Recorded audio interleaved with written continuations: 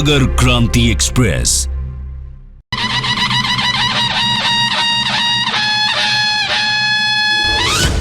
ABP Ganga की नगर क्रांति express her दिन एक नया इतिहास लिख रही है, हर दिन एक नए शहर के मिजाज को समझ रही है, क्योंकि पहले चरण के मतदान के बाद सबकी निगाहें दूसरे दौर पर टिकी हुई हैं, जिसके लिए सभी राजनीतिक दलों ने अपनी पूरी ताकत झोंक रखी है। लेकिन जनता के दिल में क्या है, ये समझने के लिए एबीपी गंगा की नगर क्रांति एक्सप्रेस फिर निकल पड़ी एक नए सफर पर, जिसमें पहला शहर होगा कानपुर, जो इस वक्त राजनीति का सबसे बड़ा केंद्र है, और दूसरा बरेली, जहां समाजवादी पार्टी ने निर्दलीय प्रत्याशी का समर्थन कर सियासी समीकरण ही बदल दिए हैं। लंबा सफर तय कर एबीपी गंगा की नगर क्रांति एक्सप्रेस पहुंच चुकी है कानपुर। यहां की मेयर सीट पर 2006 से भाजपा का कब्जा रहा है और 2 दशकों से मेयर की कुर्सी सवर्णों के इर्द गिर्द ही घूमती रही है। यही वजह है कि इस बार सपा, भाजपा और कांग्रेस ने ब्राह्मण कार्ड चला है। नगर का विकास होगा कि केवल यहाँ पर गड्ढा, टैक्स, बंटी टैक्स, इन सब पे सवाल होगा। हमारे पूरे संपूर्ण शहर का विकास होगा, क्योंकि शहर में सबसे मुख्य समस्या तो साफ सफाई की है और पेयजल की भी बहुत बड़ी समस्या है, और कूड़ा नाली, ये सब सीवर की समस्या है, जो शहर में प्रदूषण की समस्या, जाम की समस्या है, इससे सबसे निजात दिलाना है। इस पे बहुत काम करने की जरूरत है। अच्छा, मेरा सवाल आपसे है कि बीजेपी बात करती है ट्रिपल इंजन की सरकार, और आपने और आपके पति जो कि विधायक हैं अमिताभ वाजपेयी जी, उन्होंने ये तय किया है कि डबल इंजन की सरकार बनाएंगे पति पत्नी मिलकर। सही है, बिल्कुल हम लोग डबल इंजन की सरकार बनाएंगे। तो आप तो ऐसे में बिल्कुल, क्योंकि समाजवादी पार्टी कह रही है कि हम यहाँ पर जीत दर्ज करेंगे, लेकिन आप एक बार तो आ गई, वापसी कब करेंगे शहर की सरकार में? मैं कहना चाहूँगी कि वापसी के तौर पे कहिए तो वापसी तो हम लोगों की हो ही चुकी है, और आदरणीय प्रमिला पांडे जी को अब हम लोग को नगर निगम में नहीं ला करके कानपुर की दिशा और दशा बदलने का पूरी तरह से काम करना है। अच्छा अश्विनी जी, ये बताइए कि कांग्रेस है भी मुकाबले में कि नहीं है? नहीं, बहुत मुकाबले में है। अब की तो चुनाव बिल्कुल टक्करी का है, मैं कहना चाहूँगी, क्योंकि हम लोग की लड़ाई है सिर्फ भ्रष्टाचार के खिलाफ, और भ्रष्टाचार चूँकि नगर निगम में बहुत है, इसलिए अब की बार तो परिवर्तन ही सबको चाहिए और परिवर्तन होके ही रहेगा। आप पूजा, एक सवाल है जो जहीर साहिबा से पूछिए। यहाँ पर भ्रष्टाचार बहुत बड़ा मुद्दा है, रोड, गड्ढा गुड्डी, उससे अलग भ्रष्टाचार इस नगर निगम चुनाव में बहुत बड़ा मुद्दा है। आखिर क्यों? Thank you so very much कि आपने मेरे नाम के साथ आम आदमी पार्टी की इज्जत को जोड़ा। भ्रष्टाचार, आम आदमी पार्टी भ्रष्टाचार को मिटाने के लिए आई है, और मुझे मालूम है कि नगर निगम की जो हालात हैं और जो यहाँ पे रहने वालों की जो हालतें हो चुकी हैं, और आम आदमी पार्टी ने अपने आप को प्रूव किया है, हमारे सामने रोल मॉडल्स हैं, तो मुझे नहीं लगता कि आम आदमी पार्टी को किसी भी परेशानी का सामना करना पड़ेगा। वो सिर्फ काम करने वाली पार्टी है, वो आएगी, काम करेगी और चली जाएगी। आशनी जी, एक सवाल, आप अपनी चुनौती सबसे बड़ी किसको मानती हैं? भारतीय जनता पार्टी को, आम आदमी पार्टी को, या समाजवादी पार्टी को? देखिए, यहाँ हमारी लड़ाई किसी पार्टी या किसी सदस्य से नहीं है, हमारी यहाँ लड़ाई नगर निगम में जो भी भ्रष्टाचार हो रहा है उससे है। ये जनता इतनी उतावली है तो जनता से भी हो जाए। बिल्कुल, हाँ, आइए हम सब लोग पूछते हैं कि आखिर क्या है। आप बताइए कि बड़ी तालियां बज रही हैं जब समाजवादी पार्टी। बिल्कुल तालियां बजेंगी, क्योंकि उत्तर प्रदेश में समाजवादियों ने जो काम किया है उनका काम बोलता है। कांग्रेस पार्टी का मेयर बनने जा रहा है कानपुर में, क्योंकि लगातार यहाँ पर कांग्रेस संघर्ष करती रही है, चाहे देश में हो, उत्तर प्रदेश में ही हो, संघर्ष ही करती रहेगी कांग्रेस हमेशा। हमें लग रहा है कांग्रेस का दूसरा नाम संघर्ष नाम है। निकाय की चुनावी जंग शुरू होने से पहले भाजपा ने अपने कई सिटिंग मेयर का टिकट काटा है, पर कानपुर की मेयर प्रमिला पांडेय पर भाजपा का भरोसा अब भी बना हुआ है। लेकिन वो भाजपा के यकीन पर कैसे खरी उतरेंगी, ये बताने के लिए वो दस्तक दे चुकी हैं नगर क्रांति एक्सप्रेस में। नगर प्रमुख रही प्रमिला पांडे बस में, और हम इनसे जानने की कोशिश करेंगे। इनके कई नाम हैं, चाची नाम से फेमस हैं, रिवाल्वर चाची के नाम से फेमस हैं, पंडिताइन के नाम से फेमस हैं, बहुत सारा नाम है और काम है। तो जानते हैं कि एक बार फिर भारतीय जनता पार्टी ने आप पर भरोसा जताया है। आखिर ऐसा आपने 5 साल में क्या कर दिया कि पार्टी, भारतीय जनता पार्टी विश्व की सबसे बड़ी पार्टी और इस प्रदेश का सबसे बड़ा नगर निगम में फिर आपको प्रत्याशी बना? हमारी पार्टी हम पर विश्वास जताया है। हमने 5 साल पूरा काम किया है अपने शहर के लिए और शहर के जनता के मैं बीच में रही और फिर जो काम बाकी है उसको मैं इन 5 सालों में पूरा करूँ। अच्छा, कांग्रेस और भाजपा अगर सपा ने पंडित कैंडिडेट नहीं उतारा होता तो भाजपा ने भी पंडित कैंडिडेट नहीं उतारा होता। देखिए, हमारी पार्टी में सबका साथ सबका विकास, न जात है न पात है। हमें उन लोगों से क्या मतलब, सपा और कांग्रेस और बसपा से क्या लेना देना। हमारी पार्टी ने हमको उतारा है और हम लड़ेंगे, हम जीतेंगे। अच्छा प्रमिला जी, जैसा कि वीरेश जी ने कहा, आपके कई नाम हैं, चाची, रिवॉल्वर चाची, और इतनी पॉपुलैरिटी आपकी, जैसा हम कानपुर में एंटर भी किया, आपसे जब हम बात करने की कोशिश कर रहे थे, देख रहे थे, सब आपको चाची चाची कह रहे थे, लेकिन ये पॉपुलैरिटी वोटों में तब्दील होगी, आपको लगता है? देखिए, चाची नहीं, अब तो हमें सब अम्मा कहते हैं। चाची पहले कहते थे, लेकिन अब हमें पूरा शहर अम्मा कहता है। और हम भी अपने शहर के सबको, जब हमें अम्मा कहता है तो मैं अपने बच्चों जैसा सबको मैं मानता हूं। बात बताएं, अभी आप इतने सारे विकास के काम गिनवा रहे हैं, लेकिन अभी हम जब लोगों से बात कर रहे थे या दूसरी पार्टी के प्रत्याशी भी हमारे साथ थे, उनसे बात कर रहे थे, कई तरह के उदाहरण उन्होंने हमें लाइव दिखाए कि बारिश के बाद किस तरीके से जगह जगह पर पानी भरा हुआ है, सड़क में गड्ढे हैं और जाम की समस्या, सुअर की समस्या, आवारा पशुओं की समस्या, इस तरीके की समस्याएं गिनाई कि मेयर ने कोई काम नहीं किया। आप बताएं, आपकी तरफ से कोई ऐसे 5 काम जो आपने किए? देखिए मैडम, जो विरोधी होंगे वो तो कहेंगे ही कहेंगे। हमने कहा है कि शहर का सर्वे कर लीजिए, 10 लोगों में से अगर 7 लोग कहें कि प्रमिला जी ने काम किया, तब आप बताइए। ये तो विपक्षी आरोप लगा रहे हैं कि काम तो बाद की बात है। एक सर्विस टैक्स है, एक हाउस टैक्स है, एक रोड टैक्स है, तमाम टैक्स है, लेकिन इस भारत में एक ही टैक्स कानपुर में लगता है, वो बंटी टैक्स है।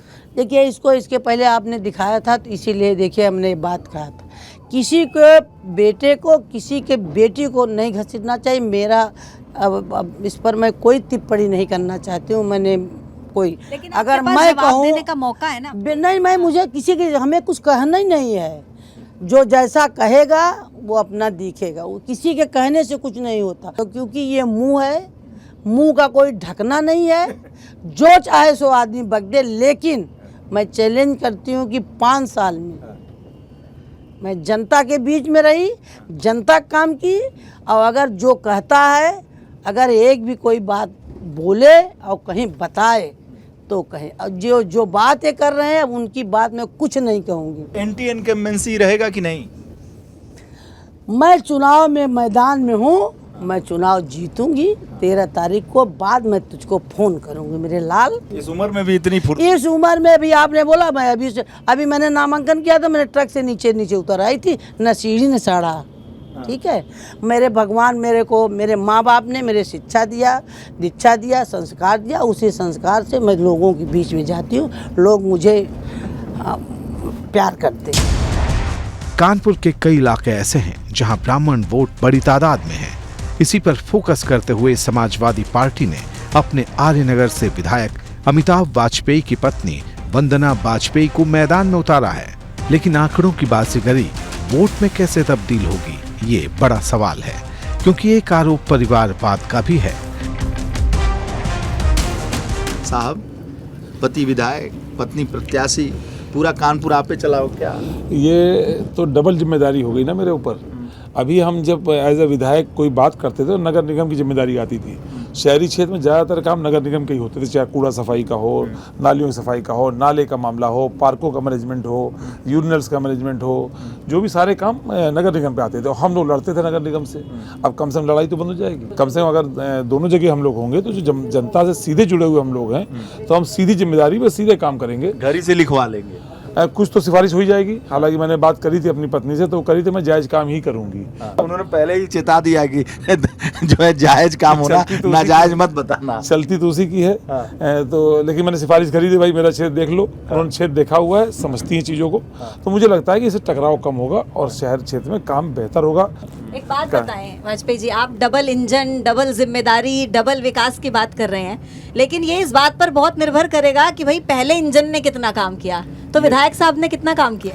अब मैं भाजपा की इस प्रचंड लहर में लगातार दूसरी बार उस सीट से जीत के आ रहा हूं जिससे हमारी पार्टी कभी नहीं जीती इसके पहले, और दोनों बार प्रचंड लहर में जीत के आ रहा हूं। इससे आप मान लीजिए कानपुर के लोगों का भरोसा हमारे ऊपर है। परिवारवाद के बड़े आरोप लगते हैं समाजवादी पार्टी पर। नहीं, ये तो हर परिवार पे है।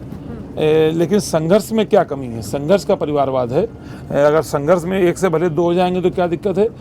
अगर हम कुछ सुविधा का परिवारवाद ले रहा हूँ, मैं सत्ता में होता और राज्यसभा की सीट ले लेता तो आप कहते परिवारवाद है। मैं तो विपक्ष में हूँ, संघर्ष कर रहा हूँ, संघर्ष में मैंने अपने परिवार को कुदा दिया है। तो हम लोग तो आग पे तपने का काम कर रहे हैं। तो ये संघर्षवाद है, ये परिवारवाद नहीं है। कानपुर में जो ब्राह्मण हैं, सरयू पारी, कानिकुब्ज, इसमें भी बटे हुए हैं। तो आप कानिकुब्ज ब्राह्मण हैं और सरयू पारी प्रमिला पांडे हैं, तो इसका भी बड़ा खेल है, इसीलिए मुस्कुरा रहे हैं आप। नहीं, ये कागज़ पे कैलकुलेशन आप लोग लगाते हैं, हमारी कैलकुलेशन कागज़ पे नहीं है। हमें मालूम है, हमें कानपुर के सब लोग पसंद करते हैं, लोग भरोसा करते हैं कि ये आदमी मिल जाएगा। मेरी अवेलेबिलिटी, टेलीफोन में जो कोई मिलाता है मुझसे बात होती है, हर किसी से मैं बात करता हूँ, सारी कॉल्स उठाता हूँ। 24 घंटे मैं अवेलेबल हूँ। मैं रोज़ पब्लिक ऑफिस में खुला बैठता हूँ। मेरे घर में आने के लिए आपको पूछना नहीं पड़ता। आपकी पत्नी वंदना वाजपेयी जी के सामने जो प्रत्याशी हैं, प्रमिला पांडे हैं, आशनी अवस्थी हैं, तो इन प्रत्याशियों को आप कितनी बड़ी चुनौती मानते हैं और किस तरीके से देखते हैं इसे? अब मैं सब पर टिप्पणी करना ठीक नहीं है। महिलाएं हैं, हम लोग संस्कार हैं, हम लोग महिलाओं पर अधिक टिप्पणी नहीं करते। लेकिन जो आपने नाम लिया, जो वर्तमान महापौर है, चूँकि वर्तमान महापौर है तो उनके कार्यकाल के बारे में चर्चा करी जा सकती है। अगर आपको मालूम हो तो ये कार्यकाल चर्चित रहा है। सबसे ज़्यादा अत्याचारी इस कार्यकाल रहा है, गरीबों पर उत्पीड़न किया है, और सबसे ज़्यादा भ्रष्टाचारी कार्यकाल रहा है। इस कार्यकाल में सबसे चर्चित जो रहा है वो रहा है बंटी टैक्स। एक बंटी टैक्स लगने लगा। हमारी नगर निगम में एक बंटी टैक्स चल रहा था, हर काम में बंटी टैक्स था।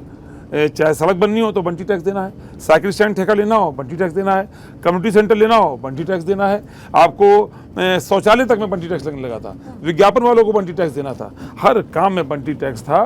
तो सबसे ज़्यादा जो बड़ी बात रही वो भ्रष्टाचार की रही है।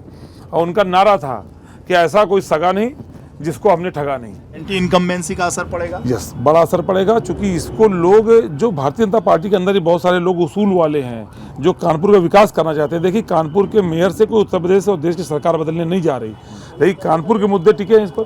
तो जो कानपुर के लोग हैं, जो कानपुर में काम करना चाहते हैं, वो सारे लोग उनके खिलाफ वोट करने जा रहे हैं। और आप देखना इस चुनाव में, आप मेरी बात को रिकॉर्ड कर रहे हो, आप इसको चुनाव बाद फिर से देखना कि दलगत भावना से ऊपर उठ करके लोग, कानपुर के लोग कानपुरवाद पर वोट करने जा रहे हैं।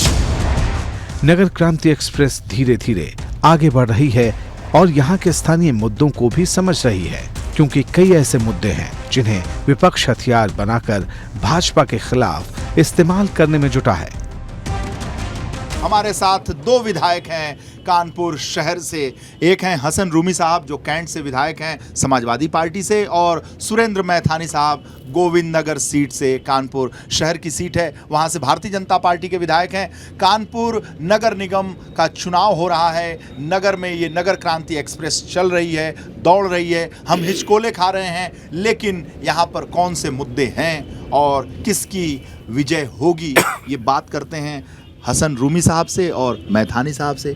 रूमी साहब जी, विपक्ष और आपकी पार्टी, खासकर समाजवादी पार्टी, तो कभी नगर प्रमुख की भूमिका में रही नहीं। जी जी, देखिए, कानपुर नगर निगम का एक लंबा इतिहास रहा है।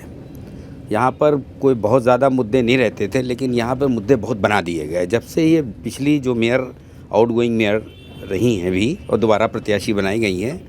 आपने सुना होगा income tax, trade tax, GST, ये सारे टैक्सेस तो सुने ही होंगे आपने। लेकिन यहाँ पे इनका एक परिवार टैक्स, बंटी टैक्स और है।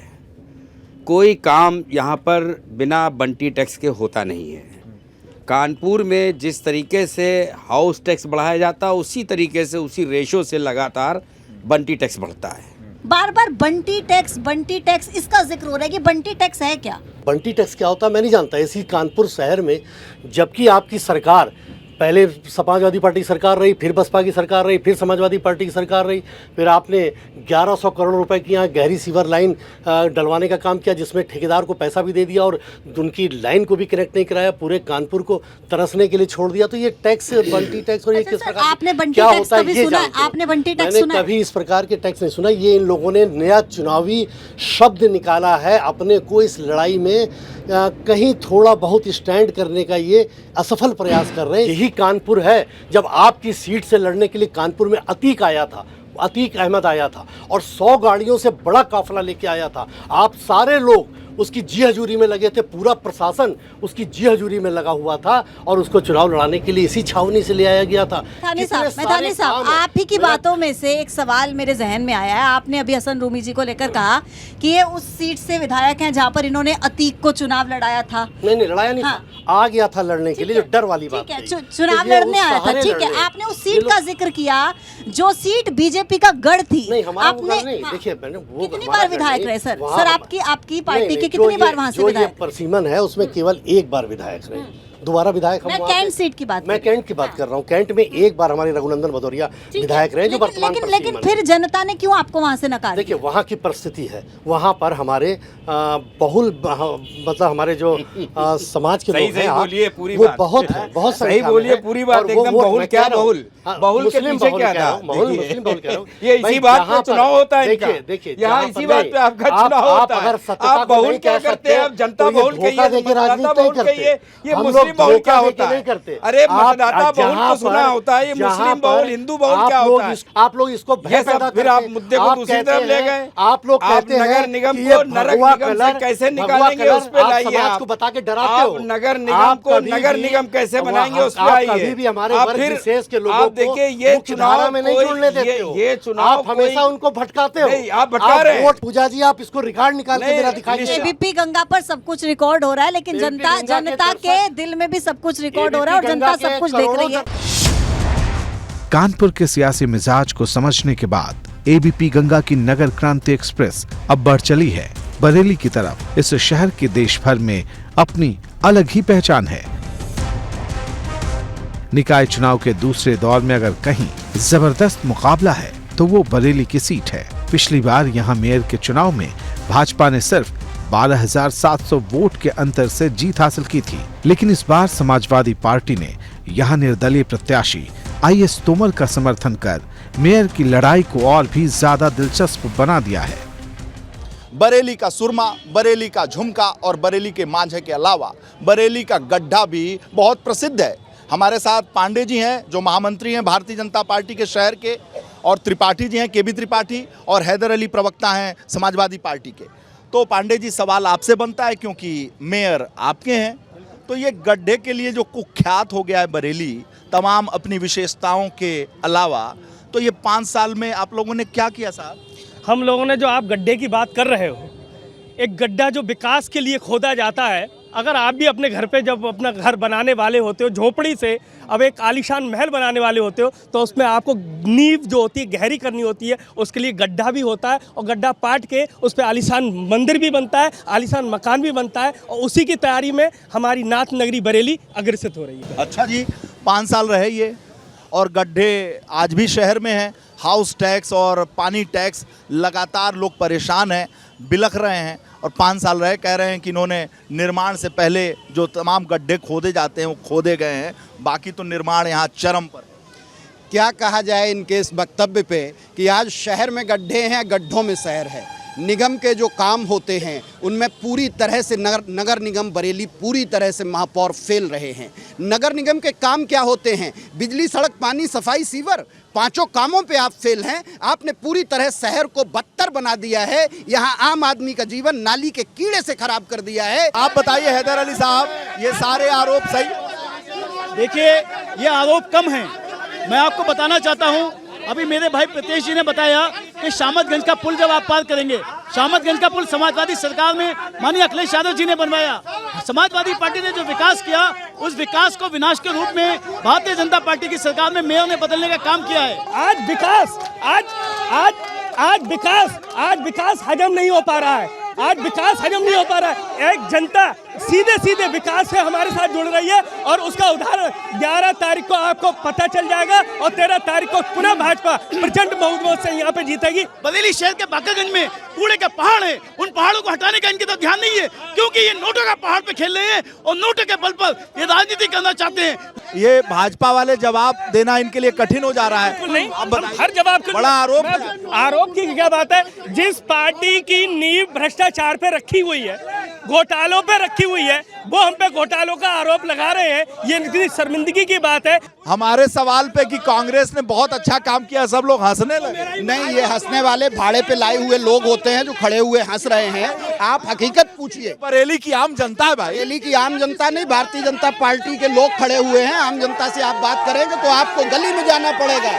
हर व्यक्ति भारतीय जनता पार्टी का।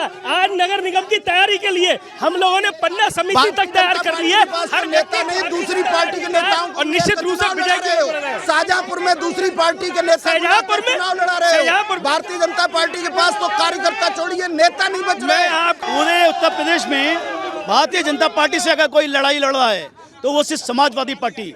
हम लोग सड़क से लेकर विधानसभा तक लड़ने का काम करते हैं समाजवादी पार्टी के तौर पर भारतीय जनता पार्टी को। पिछली बार 36 सीटें भाजपा जीती थी यहाँ पर 80 में से। इस बार क्या रहेगा? कम से कम हम लोग 70 से 75 सीटें जीतने जा रहे हैं। अरे किसी के लिए छोड़ेंगे नहीं क्या? बिल्कुल छोड़ने की जरूरत ही नहीं। भारतीय जनता ये कुछ आप लोगों को छोड़ेंगे? पूरी तरह से झूठ। आप इसी से अंदाज लगाइए कि 80 में से 70। ये हम लोगों को नहीं, ये पूरे प्रदेश को कहीं का नहीं छोड़ेंगे। इन्होंने कसम खा ली है कि हमें पूरे प्रदेश को कहीं का छोड़ना ही नहीं है और जनता को हमें सिर्फ 5 किलो आटा और चावल में बांधे रखना है। को चुनाव लड़ाते हैं। चलेगी साइकिल, उड़ेगी धूल, ना रहेगा पंजा ना रहेगा फूल।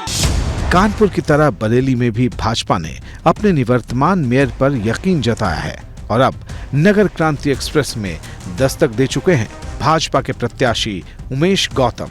नगर क्रांति एक्सप्रेस बरेली नगर के अंदर और नगर प्रमुख बस के अंदर सवाल जवाब बनता है और उमेश गौतम से यही सवाल है कि साहब जिस सड़क पर हम चल रहे हैं बस के अंदर, वो तो हिचकोले खाकर चल रही है। हिचकोले इसलिए खा रही है कि बस स्लो चल रही है। स्पीड में चलाइए, आपको दिल्ली वाली सड़क जैसी सड़क दिखाई देगी। विपक्ष कह रहा है कि गड्ढे में सड़क है और सड़क में गड्ढा है, पता ही नहीं चलता। देखिए विपक्ष का लेते हैं कि सड़क, विपक्ष का कहना है अगर गड्ढा, तो विपक्ष की जब यहाँ 17 साल तक नगर निगम में सरकार थी तो बरेली ही पूरा गड्ढे में था। लेकिन अब उनको कहाँ गड्ढा दिखाई देता है मुझे नहीं लगता। अगर कोई बिजली का पोल लग रहा है और वहाँ कोई गड्ढा खुदा है तो उस गड्ढे को वो अगर गड्ढा कहते हैं तो मुझे लगता है उन्हें अपनी सोच बदलनी चाहिए, क्योंकि बरेली विकास के पथ पर दौड़ रहा है। मुझे तो लगता है कि वो सूरदास ही होंगे जिन्हें बरेली का विकास दिखाई ना दे रहा हो। एक इस समय स्लोगन चल रहा है, भारतीय जनता पार्टी वाले विपक्ष के ऊपर कहते हैं कि जब विपक्ष को कुछ दिखाई नहीं देता है तो आपने कहा सूरदास, वो कहते हैं मोदिया बिंद हो गया है। बिल्कुल ठीक बात है। मुझे उनको यही लगता है कि उनको दिखाई, क्योंकि उन्होंने कभी विकास की बात की ही नहीं। विपक्ष ने कभी, क्योंकि यहाँ पर समाजवादी पार्टी के भी 2 बार मेयर रहे, एक बार कांग्रेस से भी मेयर रहीं, लेकिन उन्होंने कभी विकास की बात की ही नहीं। बरेली महानगर जरूर था लेकिन नगर से भी ख़राब था। अब बरेली एक महानगर की तरह दिखाई देता है। यहाँ की रोडें हों, यहाँ के तालाब हों, जो तालाब यहाँ पर जिसमें भैंसों का तबेला बन गया था, अब वो तालाब सरोवर के रूप में बरेली की जनता को मिले हैं। अमृत सरोवर के रूप में मिल गए हैं, अमृत काल में मिले हैं। देखिए मेयर साहब, आपसे सवाल ये पूछे जा रहे थे, कुछ लोग तो कह रहे थे कि अच्छा काम किया, लेकिन कुछ लोग बहुत ही ज्यादा नाराज थे। वो कह रहे थे कि केवल वोट लेने के लिए आ जाते हैं लेकिन काम करते नहीं है। क्या कहेंगे आप? देखिए मैं वही कह रहा हूँ, क्योंकि जब कभी भी न्यूज़ में चेहरा दिखाने का मौका मिलता है तो वो लोग बातें करते हैं जो कहीं कुछ कह नहीं पाते, सिर्फ इसलिए कि हम शायद नकारात्मक कुछ कहेंगे तो लोग हमें सुनेंगे। महिलाओं से बातचीत की खास तौर पर मैंने उनसे पूछा कि आपको यहाँ पर क्या क्या काम आपके लिए हो रहे हैं महिलाओं के लिए, तो उन्होंने कहा कि हमारे लिए तो यहाँ कुछ भी नहीं है, योजनाएं नहीं है कोई भी। बहुत नाराजगी थी उनके अंदर। ये महिला भी हैं और लड़की भी हैं और इन्होंने सारा झेला है, तो बताइए कुछ महिलाएं आप पे विश्वास करें, भरोसा। देखिए मैं सबसे पहले महिलाओं के बारे में बताना चाहता हूँ कि सबसे बड़ी बात थी सुरक्षा की, कि महिलाएं जो पहले हमारी उत्तर प्रदेश में जो सरकारें रहीं, उन्होंने चाहे वो समाजवादी पार्टी रही या बसपा रही या अन्य जो भी सरकारें थीं, उनमें माताएं बहनें रात को तो छोड़िए दिन में निकलने से डरती थी, क्योंकि कहीं चेन खिंच जाती थी, कहीं कुंडल छिन जाते थे, कहीं उनके पर्स लूट लिए जाते थे, सौदे उनको छेड़ते रहते थे, मुश्किलों से कोचिंग जाती थी लड़कियां, लेकिन अब वो रूप बदल गया। अब जनता के फैसले की बारी है, क्योंकि जीत हार की भविष्यवाणी पर लगातार संग्राम जारी है।